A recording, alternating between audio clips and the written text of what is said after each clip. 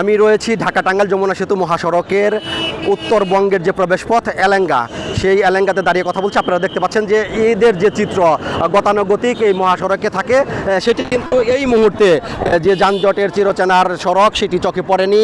আমি আগেও বলেছি, গতকাল থেকে টাঙ্গাইলের পুলিশ সুপার যে কথাটি বলে আসছেন যে একটি গাড়ির চাকাও এই মহাসড়কে থামবে না। তিনি নিজেই এই মহাসড়কে দাঁড়িয়ে দায়িত্ব পালন করে যাচ্ছেন, তার সাথে অন্তত 1000 পুলিশ এই মহাসড়কে দায়িত্ব পালন করছেন।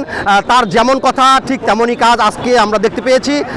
সকাল 7টা বাজে তিনি মহাসড়কেই অবস্থান করছেন, তিনি দেখভাল করছেন তার পুলিশ সদস্যরা এই মহাসড়কে দায়িত্ব পালন করেন কিনা। তিনি তার কথাকে বাস্তবায়ন করতে এখন পর্যন্ত মহাসড়কে রয়েছেন। আর এই মহাসড়কের যে চিত্রটি আমার চোখে ধরা পড়েছে, এখন পর্যন্ত কোনো গাড়ির চাকা থেমে নেই। কেন থেমে নেই এই বিষয় নিয়ে আমরা কথা বলতে যাই। টাঙ্গাইলের যিনি পুলিশ সুপার রয়েছেন তিনি জানাবেন। এত সকালেও আপনি এই মহাসড়কে কি বিষয়? না, এটা আপনার যে ঈদে যে গড়মুখী মানুষ যাচ্ছে আপনার নির্বিঘ্নে যাতায়াতের জন্য আমাদের টাঙ্গাইল জেলা পুলিশ মহাসড়কে আপনার মোতায়েন রয়েছে।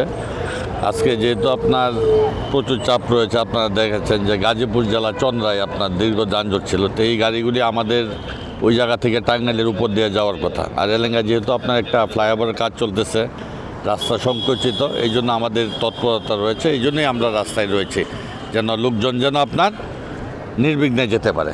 তো এইটাই আপনারা দেখেছেন যে মহাসড়কে অন্তত টাঙ্গাইল মহাসড়কে জেলার মহাসড়কে কোথাও কোনো টেল নেই, আপনার গাড়ি চলতেছে, আপনার রানিং আছে।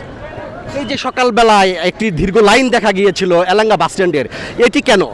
এটা হলো আপনার যে টুলের আপনার যে ঘন্টাখানেক আপনার টুল প্লাজা বিভিন্ন সময় আপনার এক সময় না 4-5 বারে 1 ঘন্টা সময় টুল নেওয়া বন্ধ ছিল। আপনার যে আপনার ব্রিজের উপরে গাড়ি চলাচলের সমস্যা হচ্ছিল, মোটর সাইকেল এবং পিক আপের সংঘর্ষ হচ্ছিল, তাদের মধ্যে কথা কাটাকাটি হচ্ছিলো। এই জন্য আপনার ব্রিজের উপরে গাড়ির একটা তেল চলে আসছিল টুল পর্যন্ত, এই জন্যই আপনার এই সমস্যাটা হয়েছিল।